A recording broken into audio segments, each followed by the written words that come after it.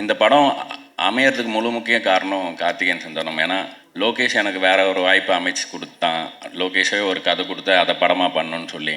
And Karthik Subraj சாரும் வந்து நான் இன்னொரு படம் ஒரு ஆக்ஷன் படம் ஒன்று பண்ணலாம் அப்படின்னு சொல்லி கதையாக கொடுத்தேன். அதுக்கும் அவர் சைடில் முயற்சிகள் பண்ணும்போது இதெல்லாமே ஒரு பக்கம் இருக்கட்டும், இதை மாதிரி பண்ணுங்கள், இதான் நீங்கள் அப்படின்ட்டு கார்த்திகேயன் சந்தானம் தான் இழுத்து என்னை இங்கே விட்டார். அதுதான் 29. அண்ட் அடையாளம் பற்றி பேசினனால அது சொல்கிறேன். அதுக்கு முன்னாடி ஆர்ஜே பாலாஜி கிளம்பிட்டாரா, கருப்பு ப்ரொமோஷன் முடிச்சுட்டு கிளம்பிட்டாரு. ஸோ அவர் நான் நிறையா பேசணும்னு நினச்சதை எல்லாத்தையுமே அவரே சொல்லிட்டு போயிட்டார்.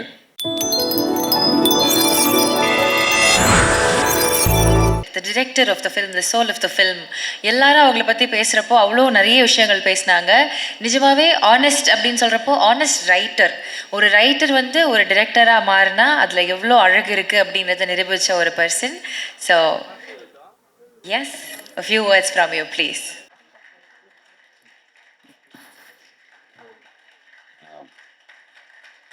எதுக்கு ஓகே பேசக்கூடாதா? ஓகே, வந்திருக்க பத்திரிகை நண்பர்கள் எல்லாருக்கும் வணக்கம். அண்ட் எங்கேருந்து ஆரம்பிக்கிறதுன்னு தெரில. ஏன்னா கார்த்திக் சுப்ராஜ் சார் சொன்ன மாதிரி மேதமன் முடிச்சப்பவே வந்து நான் ஒரு நாள் நைட் மழை பெஞ்சது. ஃபேஸ்புக்கில் வாட்ஸ் இன் யுவர் மைண்டுன்னு தான் கேட்கும், போஸ்ட் பண்ணேன். நான் அந்த மழை சத்தம் மட்டும் கேட்குது ரூமில். நான் ஒரு கொடையில் ஒரு பையன் பொண்ணு 2 பேர் நிற்கிறாங்க. மழை பெஞ்சிட்ருக்கு. அவங்களுக்குள்ளே பேசுகிறாங்கன்ற மாதிரி ரேண்டமாக ஐடியாவே இல்லாமல் ஒரு கான்வர்சேஷனை ஸ்ட்ரெயிட்டாக ஃபேஸ்புக்கில் எழுதுகிறேன். ஒரு வாட்டி கூட பேக் ஸ்பேஸ் கூட தட்டல, அப்படியே எழுதி போஸ்ட் பண்ணிட்டு நைட்டு தூங்கிட்டேன். மறுநாள் அது ஒரு எபிசோட்னு வச்சுங்களேன். அதுதான் வந்து இந்த நீ நான் மலை குடை. அப்படி ஃபேஸ்புக்கில் போட்ட ஒரு போஸ்ட், அதுக்கு மறுநாள் வந்த அன்பு, நிறையா கமெண்ட்ஸ், லைக்ஸ். அதுக்கப்புறம் இந்த 2 கேரக்டர்ஸ் என்ன பண்ணுறாங்கன்னு தெரிஞ்சுக்கணுன்னு ஆசைப்பட்றேன்லாம் சொன்னாங்க. அந்த கேரக்டர்ஸ் நான் பேர் கூட வைக்கல, ஏன்னா ஒவ்வொருத்தரும் அதை படிக்கும்போது அவங்கள கனெக்ட் பண்ணிக்கிட்டோம் அப்படின்னு. சரி கேட்குறாங்கன்னு சொல்லிட்டு இன்னொரு நாள் அடுத்தது சரி அடுத்து இவங்க எங்கே மீட் பண்ணியிருப்பாங்கன்ற மாதிரி ஒரு இடத்த கண்டுபிடிச்சோம். அதுதான் நீங்கள் இப்போ பார்த்தீங்களா, அந்த கடல் காதல் ரோமம் ஆச்சரியக்குறி. அதுதான் நான் 2வதாக எழுதி திரும்பவும் ஃபேஸ்புக்கில் போஸ்ட் பண்ண போஸ்ட். இப்படி ஒரு 2-3 போஸ்ட் மட்டும் சும்மா இல்லாமல் தோணுனதை டைப் பண்ணி நான் போஸ்ட் பண்ணேன். அப்போது எனக்கு ஒரு பெரிய டைரக்டர்கிட்ட அசிஸ்டண்ட்டாக இருக்க ஒரு ஃப்ரெண்டு எனக்கு, அவர் ஃபோன் பண்ணி, இப்போ எதுக்கு இதை பண்ணிகிட்ருக்க ஃபேஸ்புக்கில், வெறும் ஒரு 4 லைக்குக்கும் கமெண்ட்டுக்கும், இதுக்குள்ளே ஒரு நல்ல கதை இதுக்குள்ளே இருக்குது. அந்த 2 கேரக்டர்ஸ்க்கும் ஒரு குட்டி ஸ்பேஸ்க்குள்ளேயே ஒரு கனெக்டை க்ரியேட் பண்ண முடியுது. இது ஒரு படமாகவே ஆக்கலாம், இல்லைன்னா வேறு யாராவது அதை பண்ண போகிறாங்க, தயவுசெய்து அதை டெலீட் பண்ணிடு அப்படின்னு சொன்னாங்க. இதே தான் வந்து நான் மது ஷார்ட் ஃபில்மை யூடியூப்பில் போடும்போது, தயவுசெய்து அதிலேருந்து தூக்கிடுங்க, நம்ம அதை தேட்டரில் போடலாம் அப்படின்னு ஆரம்பித்து, அந்த மது மேதமன் மாதிரி ஆன மாதிரி ஒரு ஃபேஸ்புக் போஸ்ட்லேருந்து இப்போ வந்து இது 29 வந்து நிற்கிது. ஸோ யாரோ அவரோட லவ் ஸ்டோரி அந்த கதை இந்த கதைலாம் கேட்டாங்களே, நான் உட்காந்து டைப் பண்ணும் போது ஃபிக்ஷனலாக உருவான 2 கேரக்டர், அவங்களோட ஜேர்னி தான் இந்த படம். அஃப்கோர்ஸ் கேட்டதை பார்த்த மாதிரியும் பார்த்ததை பண்ண மாதிரியும் பண்ணுற பல கலைஞர்களில் நானும் ஒருத்தன். ஸோ எனக்கு எல்லாருமே கண்டென்ட் தான். அண்ட் நான் உள்ள இஷ்டத்துக்கு பேசுறதுக்கு முன்னாடி ஒரு விஷயம் பேசியிருந்தோம். கார்த்திகேயன் சந்தானம் அவர் இல்லாமல் இந்த படம் இல்லை. நான் ஒவ்வொரு முறையும் தயங்கிட்டே இருக்கிறதுக்கு ஏங்கிட்டே இருக்கணும்ன்ட்டு வேலைகள் பார்த்துட்டு இருக்கும் போதெல்லாம் ஒவ்வொரு முறையும் சரிப்போ அடுத்ததை இது பண்ணலாமா, சரிப்போ ஆனால் நீ என்ன வேணாலும் எங்கே வேணாலும் பண்ண, இந்த கதையை ஸ்டோன் பெஞ்ச் தான் பண்ணும் அப்படின்னு அப்பத்துலேருந்தே சொல்லிட்டு இருந்தார். மேதமன் பண்ணும்போது எங்கள் வீட்டு குத்துவிளக்கு சாங்னா எப்படியோ கண்டுபிடிச்சி ஒரு பாட்டுன்னு உருவாக்கி அவருக்கு போட்டு காமிக்கும் போது 30வது செகண்ட்லேயே கழட்டிட்டு, இது நாய்ஸ், ரத்னா நம்மளது மியூசிக்கல் ஃபிலிம், இதை எப்படி நீங்கள் வந்து பாட்டுன்னு கொண்டாந்து காமிக்கிறீங்க அப்படின்னு சொன்னார். அதே மாதிரி நான் அப்புறம் கார்த்தி சுப்ராஜ்கிட்டையும் காமிங்க, எதுக்கும் அப்படின்னு சொல்லும்போது அவர் கேட்டு விழுந்து விழுந்து சிரிச்சிட்டு யாருங்க இவங்க என்ன இப்படிலாம் லிரிக் எழுதி பாடுறாங்க அப்படின்னு சொல்லிட்டு என்ஜாய் பண்ணார். அப்போ நான் கார்த்திகேயன் சந்தானம்கிட்ட சொன்னேன், 2 பேரும் பார்த்துக்கிட்டோம் ஒருத்தர். அப்போ சொன்னேன், நீங்கள் கடைசியாக எப்போ பஸ்ஸில் போனீங்க அப்படின்னு கேட்டேன். நான் போயிருக்கேன் ஸ்கூல் படிக்கும்போதெல்லாம் ஸ்கூல் பஸ்ஸில் தான் போவேன் அப்படின்னு சொன்னார். இல்லைங்க நீங்கள் எம்டிசி பஸ்ஸில் போயிருக்கீங்களா? ஜன்னல் வழியாக புக்கை தூக்கி போட்டு படியில் நின்று பாட்டு பாடியிருக்கீங்களா? இது அவங்களோட வேர்ல்டு, அவங்களோட கதை அப்படின்னு சொன்னேன். அதே கார்த்திகேயன் சந்தானம் இந்த படம் இந்த அவர் 18 ஃபிலிம்ஸ் ஓல்ட், நான் 4 ஃபிலிம்ஸ் ஓல்ட். நான் வந்து இப்போ பார்க்கும்போது ஆச்சரியமாக இருக்குது. அவர் எடிட் பார்த்துட்டு அவர் கொடுக்குற இன்புட்ஸும் சரி. நேற்று நாங்கள் ஒரு இன்டர்வியூ முடிச்சுட்டு ரிட்டர்ன் போகிறோம். எக்ஸல் ஷீட்டில் எந்த நியூஸ் சேனலுக்கு டிஆர்பி அதிகம் அப்படின்னு ஒரு ஷீட் வச்சு பார்த்துட்ருக்காரு. எப்படி க்ரியேட்டிவ் சைட்லேயும் சரி, நம்பர் சைடும் சரி, எப்படி ஹேண்டில் பண்ணுறதுன்னு எனக்கு ஆச்சரியமாக இருந்துச்சு. 1.5 மணி நேரத்தில் 70%லேருந்து 7% ஆச்சு. எனக்கு நல்லா ஞாபகம் இருக்குது அவர் ஃபோன். அவ்வளோ ஃபோன் காலும் நடுவில். ஸோ இந்த படம் அமையறதுக்கு முழு முக்கிய காரணம் கார்த்திகேயன் சந்தானம். ஏன்னா லோகேஷ் எனக்கு வேற ஒரு வாய்ப்பு அமைச்சு கொடுத்தான். லோகேஷே ஒரு கதை கொடுத்து அதை படமாக பண்ணணும்னு சொல்லி. அண்டு கார்த்திக் சுப்ராஜ் சாரும் வந்து நான் இன்னொரு படம், ஒரு ஆக்ஷன் படம் ஒன்று பண்ணலாம் அப்படின்னு சொல்லி கதையாக கொடுத்தேன். அதுக்கும் அவர் சைடில் முயற்சிகள் பண்ணும்போது இதெல்லாமே ஒரு பக்கம் இருக்கட்டும், இதை மாதிரி பண்ணுங்க, இதான் நீங்கள் அப்படின்ட்டு கார்த்திகேயன் சந்தானம் தான் இழுத்து என்னை இங்கே விட்டார். அதுதான் 29. அண்ட் அடையாளம் பற்றி பேசினனால அது சொல்கிறேன். அதுக்கு முன்னாடி ஆர்ஜே பாலாஜி கிளம்பிட்டாரா? கருப்பு ப்ரொமோஷன் முடிச்சுட்டு கிளம்பிட்டாரு. ஸோ அவர் நான் நிறையா பேசணும்னு நினச்சது எல்லாத்தையுமே அவரே சொல்லிட்டு போயிட்டாரு. வேணா டப்பிங்கில் மாற்றி போட்டுடலாம், நான் சொல்ல நினச்சிருந்தேன், அவர் சொல்லிட்டு போயிட்டாரு. ரொம்ப தேங்க்ஸ் ஆர்ஜே பாலாஜி. நான் இப்போ சிஎஸ்கே தோக்குற மாதிரி இருந்தால் கூட தோனி ஆடுறதை பார்க்கணுன்றதுக்காக அது போதும்னு இருக்க மாதிரி இப்போ அவர் கமெண்ட்ரிக்காக பார்த்துட்டு இருக்க மாதிரி தான் இருக்குது நிலமை. நானும் அந்த மாதிரி பார்த்து என்ஜாய் பண்ணியிருக்கேன். இதை கேட்டிங்கன்னா I am your fan of your commentary also RJ Balaji. Thank you நீங்கள் வந்தது. அப்புறம் இந்த அடையாளம். ஸோ இது வந்து நம்ம வாங்கவே முடியாது, அதுவாக அமையறது தான். ஸோ நான் யாருன்ற கேள்வி எனக்குள்ளே வரும்போது தான் நான் சும்மா போட்ட ஃபேஸ்புக் போஸ்ட்லேருந்து ஒரு கதை உருவாகி நான் யாருன்னு கேட்டால் தெரியலன்னு சொல்கிற அளவுக்கு க்ளூலெஸ்ஸாக இருக்கிற ஒரு 29 வயசு பையன். நீ பெரியவனை ஆனதும் என்ன ஆகணும்னு ஆசைப்பட்டேன்னு கேட்டால் நான் பெரியவனை ஆகணும்னு மட்டும்தான் ஆசைப்பட்டேன்னு அவ்வளோதான் ஒரு பர்பஸே இருக்கிற ஒரு பையன். அவன் லைஃப்குள்ளே ஏர்லி 20s இருக்கிற ஒரு பொண்ணு, தெளிவாக ஒரு பொண்ணு வரும். அந்த பொண்ணும் பையனும் சேர்ந்து ட்ராவல் ஆகிறதுல தன்னைத்தானே அவங்க எப்படி ஐடென்டிஃபை பண்ணிக்கிறாங்கன்ற ஒரு படமாக அது உருவாச்சு. இதில் எனக்கு நிறைய விஷயங்கள் 29 வயசில் தான் நடந்ததுன்னும் போது எனக்கு இதுதான் டைட்டிலாக இருக்கணும்னு தோணுச்சு. ஏன்னா ஆனால் இதில் பியூட்டி என்னென்னா இதோட பர்ஃபெக்ட் டைட்டில் எனக்கு கிடைக்காது.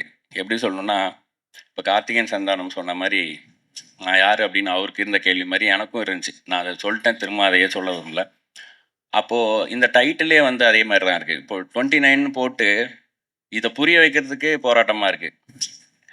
டோர் நம்பருன்றாங்க, பஸ் நம்பராக இருக்குமோ, டேட்டாக இருக்குமோ அப்படின்னு வருது. அதெல்லாம் இல்லை, ஏஜ்ன்றதே அதோட தனித்துவத்தை கொண்டாடுறதுக்கே இந்த டைட்டிலுக்கே ஒரு போராட்டம் இருக்குதுன்றது வந்து எனக்கு ரொம்ப சும்மா கொஞ்ச நாள் முன்னாடி யோசிக்கும் போது தான் ஆமாம் இல்லை இப்படி ஒரு டைட்டில் வந்து அமைஞ்சிருக்கு அப்படின்னு தோணுச்சு. அண்ட் நீங்கள் பார்த்த இந்த 5 மினிட்ஸ் பார்த்துருப்பீங்க சிங்கிள் ஷாட்.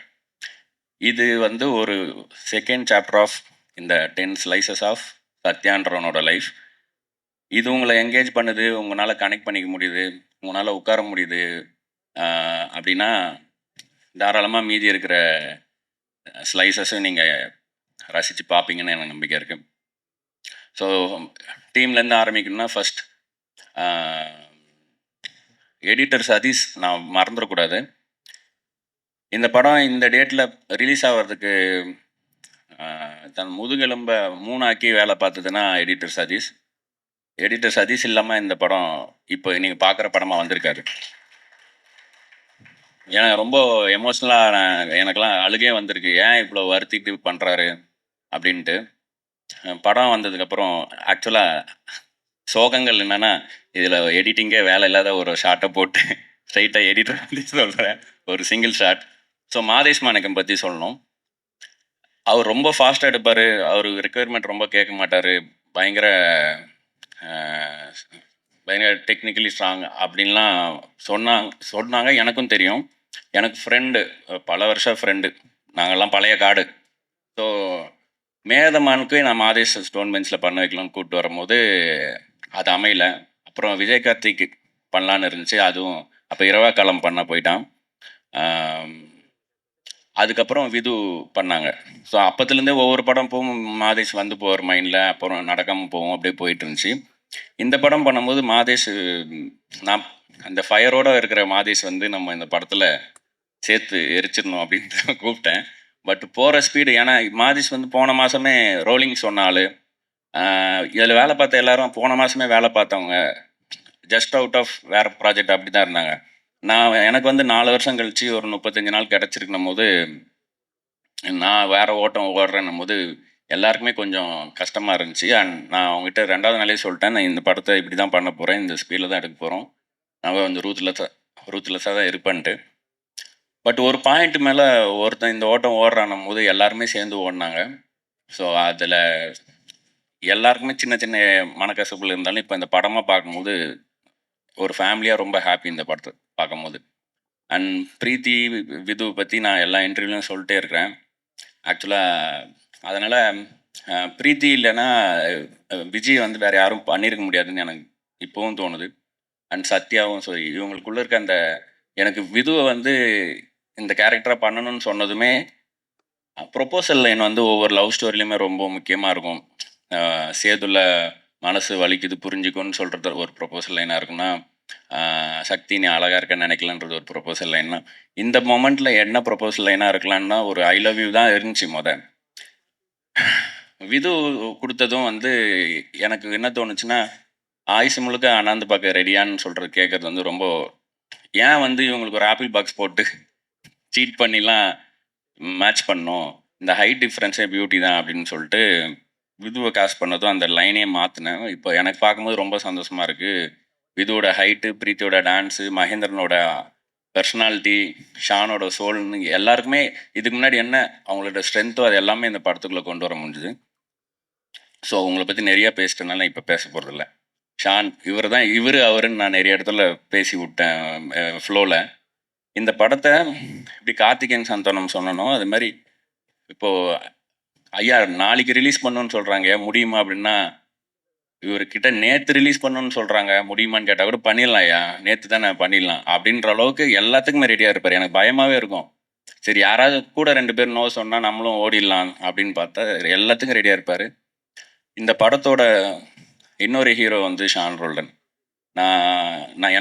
நான் வந்து பாட்டை பற்றி துண்டு துண்டாக இப்படிலாம் பேசுவேன்ல.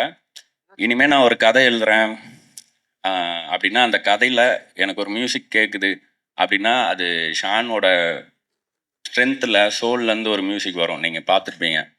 அந்த மியூசிக்கை அந்த கதை கேட்கலன்னா அந்த கதையை நான் எழுத மாட்டேன், பண்ண மாட்டேன் அப்படின்ற அளவுக்கு என்னை ரொம்ப பாதிச்சிருக்காரு. ஏன்னா இவ்வளோ எஃபர்ட்லெஸ்ஸாக அவர் விரல் வச்சா வர்ற மியூசிக் வந்து எனக்கு பென் வச்சா எழுத வரும். ஸோ இந்த கோயின்சிடென்ஸ் தான் எனக்கு தெரிஞ்சு மியூசிக்கில் ரிஃப்ளெக்ட் ஆகுதுன்னு நினைக்கிறேன். நம்ம நிறைய படம் பண்ணுவோம் ஐயா, கண்டிப்பாக. ஸோ தேங்க்யூ, நீங்கள் இந்த ஆன்போர்டு இந்த படத்தில் வந்தது. உமாதேவி லிரிக்ஸ் அவங்க வந்து சொன்ன மாதிரி அவங்ககிட்ட நான் வந்து இன்டிமேட்டான ஒரு சாங்குன்னு சொல்ல அவங்க வந்து அவங்களுக்கு ஒன்று தோணும், யோசிப்பாங்க. அப்புறம் அவங்களே சிரிச்சுட்டு செவ்வறு பக்கம் திரும்பி பார்ப்பாங்க, இல்லை நீங்கள் என்ன சொல்ல வேணான்னு நினச்சிங்களோ அதை சொல்லுங்கன்னு அவங்கள வந்து ஒரு மாதிரி படுத்து எடுத்து அப்படி தான் பொல்லாத ஆசைகள் பாட்டில் மேஜிக், அந்த மேஜிக் அப்படி தான் நடந்துச்சு. அண்ட் விதுவோட வாய்ஸ் வந்து இந்த படத்தில் எனக்கு இன்டெக்ரல் பார்ட்டாக இருக்குது. இந்த மைண்ட் வாய்ஸ்ன்ற ஒரு விஷயம் வந்து த்ரூ அவுட்டாக இந்த படத்தில் ஒரு கேரக்டராகவே இருக்குது. அதுக்கு ஒரு வார்த்தை கொடுக்கலான்னு சொல்லிட்டு சீலேன்னு பாட்டு வந்து அந்த சீலேன்றதே வந்து மைண்ட் வாய்ஸுக்கான ஒரு வார்த்தையை நான் தமிழ் சமூகத்துக்கு கொடுக்கலாம் அப்படின்னு நம்மளே உருவாக்கின ஒரு வார்த்தை. ஸோ அண்ட் விது வாய்ஸ் அதுக்கு அமைஞ்சது. அண்ட் அந்த சீலே சாங்கும் வந்து நான் ஒரு லாங் டிஸ்டன்ஸ் ரிலேஷன்ஷிப் இருந்தால் எப்படி இருக்கும் அவங்களுக்குள்ள கம்யூனிகேஷன்றது தான் ப்ரீஃபே. அதுக்கு ஒவ்வொரு வார்த்தையிலையுமே உயிர் கொடுத்தாங்க அவங்க. அண்ட் லீலாவதி, நீங்கள் அந்த டான்ஸ் கோரியோ லாஸ்ட் மினிட்ல சொன்னோம் அந்த பொல்லாத ஆசைகளில், இவங்களோட கோரியோகிராஃபி வந்து அவங்களோட போஸ்ட்லேயே போட்டிருந்தாங்க, எனக்கு பிரீத்தியை பார்த்த மாதிரி இல்லை, லீலாவே டான்ஸ் ஆடிட்டு போன மாதிரி அப்படின்ட்டு. So I am so happy. அதுலேயும் ரிகார்டிங் த ரிலீஸ், ஸோ இந்த பக்கம் கரை படம் இருக்குது, இந்த பக்கம் கருப்பு படம் இருக்குது, அதுக்கு நடுவில் தான் வரும். அப்படின்னு இது வந்து எனக்கு கன்சர்னாக இருந்துகிட்டே இருந்துச்சு. நான் ப்ரொடியூசர்ட்டையும் சொன்னேன், இல்லைங்க சம்மர்னும் போது வீக் டேஸ்லேயும் கொஞ்சம் இருக்கும். பட்டு நாங்கள் வந்து மெர்சல் கூட மேதமன் விட்டு தான் ஆரம்பிச்சிருந்தோம். ஸோ இந்த வாட்டி கொஞ்சம் வித்தியாசமான சேலஞ்ச் இது. நான் என்ன சொல்கிறேன்னா, இப்போ அந்த பீச் சீன் பார்த்தீங்களா, அதில் இந்த பக்கம் ஒரு 5 அடி போனோன்னா கடல் காற்று, அலை சத்தம், இந்த பக்கம் 5 அடி போனீங்கன்னா இந்த வண்டிங்க சத்தம், இங்கே நடுவில் மட்டும் ஒரு காற்று மட்டும் தான் கேட்கும்ன்ட்டு. அந்த மாதிரி ஒரு காற்றாக தான் இந்த பாடம் இருக்கும் இந்த ரெண்டுத்துக்கும் நடுவில். ஸோ அதுக்கான இடம், அதுக்கான கண்களும் காதுகளும் இருக்குன்னு நினைக்கிறேன் இந்த உலகத்தில். ஸோ 29 May 8th வருது. May 8 தான் வருதுல்ல? எஸ், May 8th வருது. நான் ஏற்கனவே ப்ரொமோலையும் தப்பாக சொல்லிட்டேன், அதுக்கு திட்டுவாங்க. தேங்க்யூ லோகேஷ், எதுவுமே கேட்காம எல்லாத்துக்கும் ஒத்துக்குனதுக்கு. அப்புறம் அப்படியே ஆப்போசிட்டாக எல்லாத்தையுமே கேட்ட இன்னொரு ப்ரொடியூசர், ஒரு கிளிங்கி ப்ரொடியூசர், ஒரு எனக்கு என்ன அவன் பண்ணிடுவான் அப்படின்ற ப்ரொடியூசர். இவங்க 2 பேரும் சேர்ந்து பண்ண படம் இது. அவங்க 2 பேரும் நானாக இருக்கிறதுனால சில விஷயங்களில் அனுபவிச்சாங்க. அதுக்கு நான் திருப்பி கொடுக்குற, கட்டி பிடிச்சி நான் சொல்கிற மன்னிப்போ நன்றியோ தான் இந்த 29. Love you both, love you all. Thank you so much.